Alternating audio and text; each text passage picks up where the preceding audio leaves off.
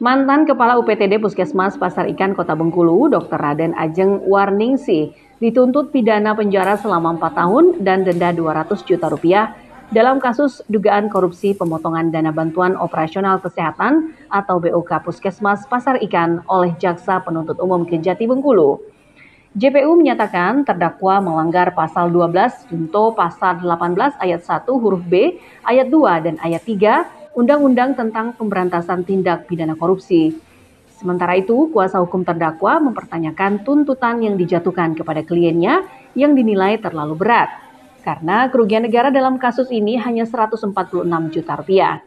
Keberatan tersebut akan disampaikan kuasa hukum melalui pledoi atau nota pembelaan pada agenda sidang selanjutnya. Mengenai tuntutan, itu merupakan hak dan kewenangan daripada jaksa penuntut umum ya.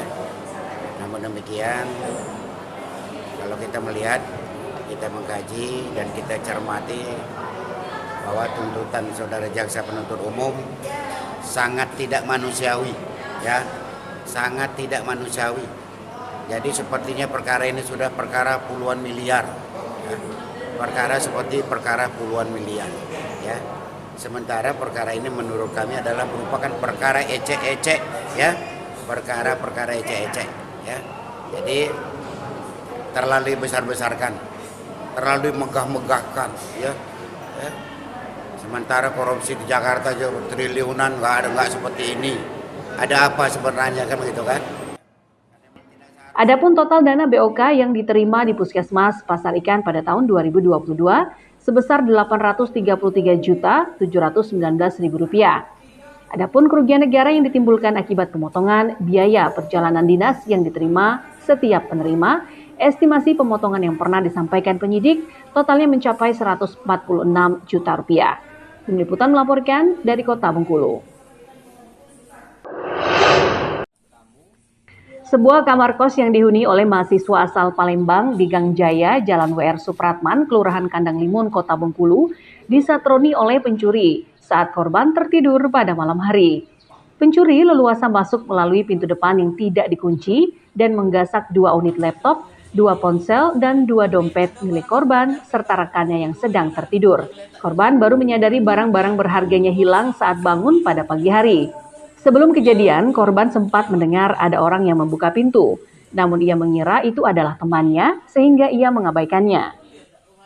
Laptop tuh di situ lah bang, laptop, HP, dompet. Nah di situ kami tuh tidak nyadar dia tuh melangkah ke sini. Berarti dia rusak pintu atau? Tidak bang, ini tidak dikunci, cuma ditutup aja. Dibuka biasa. Iya dibuka biasa, dia masuk keluar, kami bangun tuh. Aku bangun tuh jam 8. Pintu ini terbuka dikit, aku kira kan kawan aku yang buka. Nah udah tuh tidur lagi. Nah kawan aku nih nyadar jam 9 dia bangun, barang-barangnya udah ada. Dia pikir aku yang mindahkan. Apa yang diambil itu bang? Laptop 2, HP 2, dompet 2. Udah ada CCTV-nya bang? Tidak ada bang di sini bang. Akibat kejadian ini, korban bersama rekannya, mahasiswa yang baru duduk di semester 1 tersebut, menderita kerugian hingga belasan juta rupiah, serta kartu dan surat penting di dalam dompet juga raib. Pencurian ini telah dilaporkan ke polisi dan saat ini masih diselidiki. Tim Liputan melaporkan dari Kota Bengkulu. Puluhan warga yang tergabung dalam Forum Masyarakat Desa Kalipadang Rabu pagi mendatangi kantor Bupati Rejang Lebong. Mereka meminta Bupati mencabut SK Kepala Desa Kalipadang yang diduga berbuat asusila terhadap warganya sendiri. Sebelumnya, Kepala Desa Kalipadang Maman Kasmadi kedapatan berduaan dengan istri orang lain saat sang suami wanita tersebut tidak berada di rumah. Insiden yang terjadi pada 30 Oktober lalu itu tidak hanya membuat warga resah, juga kecewa karena perbuatan sang kades tersebut dapat mencoreng nama baik Desa Kalipadang. Kenapa seorang pemimpin bisa melakukan hal yang sedemikian rupa? Bukankah kita mengerti agama? Saya bukan orang yang baik ya Pak, tapi kita berusaha untuk menjadi orang yang lebih baik. Bagaimana nanti jika kejadian tersebut tidak ditindaklanjuti? Bagaimana generasi ke depan anak-anak kita Pak? Misalkan ada orang yang melakukan hal tersebut, apakah kita diamkan saja? Kenapa kita diamkan saja? Karena pemimpin kita saja kita diamkan saja, seperti itu Pak. Jadi tuntutan kami ini Pak sebagai warga, karena perbuatan kades ini kurang pas di mata masyarakat sebagai panutan, itu kami sebagai warga, ya harapan kami Pak Kades itu mundurkan diri. Oh, minta Mundurkan diri. Jadi dengan gugatan di sini kami warga Desa Kalipadang itu membubuhi tanda tangan, mencabut hak suaranya. Berapa orang? Banyak, 300 berapa ya? 300 lebih ya? Iya. Sementara itu, Kepala Desa Kalipadang Maman Kasmadi membantah hal tersebut. Menurutnya hal itu hanya kesalahpahaman, karena saat kejadian tersebut ia hanya membeli rokok di rumah wanita tersebut. Warung itu posisinya di dalam rumah. Warung di dalam rumah. Cuma sebelahan, artinya ruangan tamu dengan sebelahnya ini warung. Nah di saat itu ada yang punya warung itu ingin meminjam uang, ceritanya kepada saya. Nah di saat itu memang saat itu tidak ada suaminya, tapi ada anaknya di dalam. Nah baru sekitar 10 menit suaminya pulang. Nah disitulah mungkin timbul kecemburuan atau gimana. Dari si suami? Itu malam atau siang, Pak? Sekitar jam 8 malam. 8 malam Karena ya. tujuan saya itu membeli rokok, saya mau melek-melek di tempat di depan tetangga saya sebelah kan ada.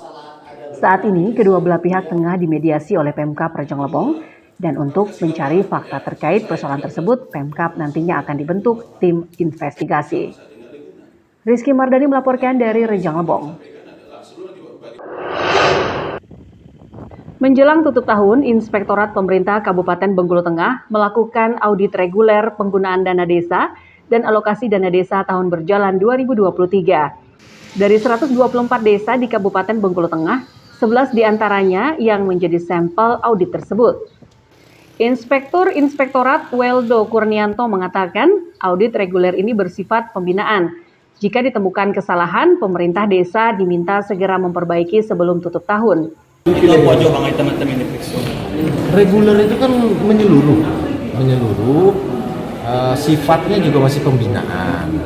Jadi yang di audit reguler itu kan yang tahun berjalan, jadi lebih ke pembinaan dalam hal ada catatan-catatan itu untuk dapat dilengkapi sehingga tutup tahun nanti itu bisa lengkap, tidak terjadi kekurangan administrasi. Kalau misalnya ada temuan itu? Ya temuan tadi kan masih dalam bentuk catatan audit, catatan hasil audit. Misal ada yang pertanggungjawaban kurang lengkap, tentu itulah yang harus dilengkapi. Salah satu desa dari 11 desa yang menjadi sampel audit tersebut yakni Desa Kota Titik, Kecamatan Pematang 3. Melalui audit ini, Inspektorat berharap pengelolaan baik dana desa maupun alokasi dana desa menjadi lebih baik. Tim Liputan melaporkan dari Bengkulu Tengah.